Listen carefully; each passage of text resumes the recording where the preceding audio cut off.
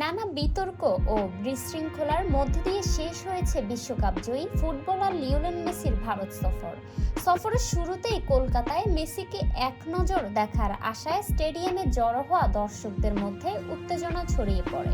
নির্ধারিত সময় অনুযায়ী মেসিকে ঠিকভাবে দেখতে না পেরে ক্ষুব্ধ সমর্থকরা স্টেডিয়াম ভাঙচুর ও লুটপাতে জড়ান। এই ঘটনার জন্য মেসিকেই দায়ী করেছেন ভারতের কিংবদন্তি ক্রিকেটার সুনীল গাভাস্কার।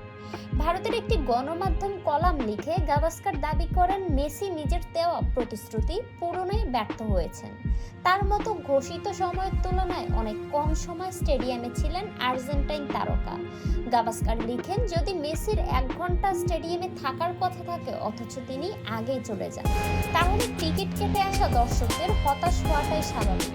এই কারণে স্টেডিয়ামে সৃষ্ট বিশৃঙ্খলার মূল দায় মেসি ও তার সহযোগীদের উপরে বলে মনে